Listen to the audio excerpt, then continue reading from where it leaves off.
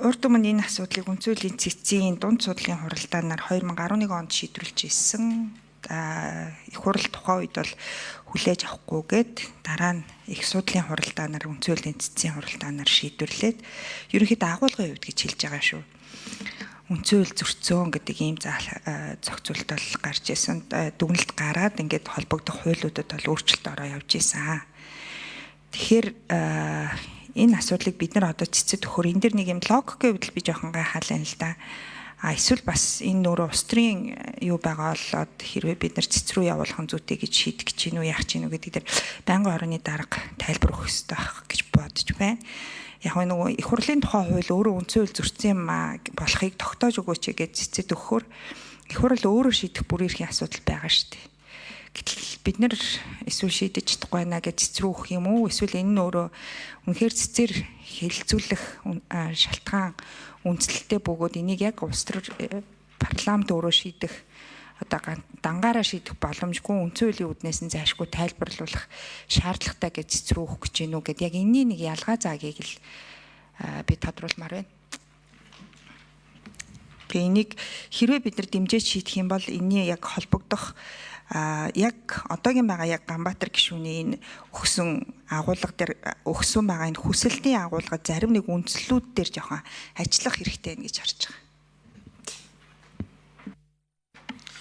За баасан жаргал гишүүн яг өөрийн чинь асууж байгаа ийм тодорхойгүй байдал бас байгаа учраас би энэ дууг нь их хурал дээр нарийн судлаад тэгээд дүгнэлтүүдээ гаргаад өгье.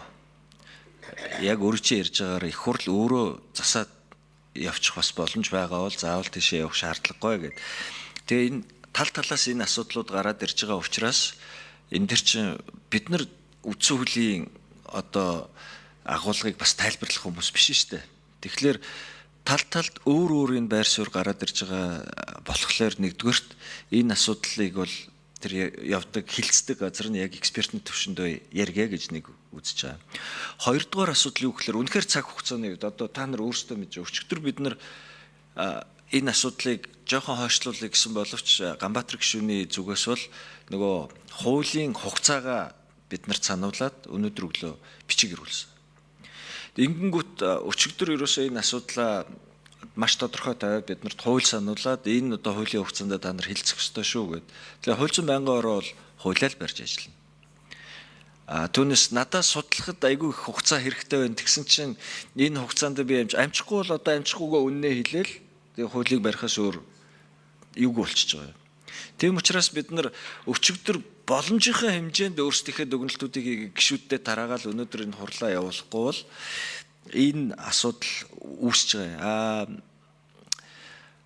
Тэгээд өшөө нэг 3 дахь шалтгаан юу байна гэхлээр нөгөө эн чинь 12 онд байсан баха дүгнэлт гарсан чинь 12 онд байгаа. Тэгээ 11 онд юу мэдээлэл гаргаад 12 онд юу энэ асуудлаар дүгнэлт гаргаж ирсэн юм лээ. Тэнгүү тэрнээс хойш үндсэн хууль чинь өөрөө бас хит 3 өөрчлөгдсөн байж штэ.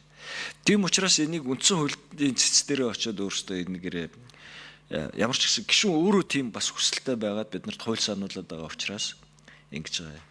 Түүнээс ахаад үннээ л хэлээ. Одоо бид нар бүгдийг мэдгч биш юм чинь. Биднэрт арай илүү хугацаа байсан бол би танд арай өөр тайлбар өгөх байсан байж болно. Одоо тийм боломж байхгүй байна л да. За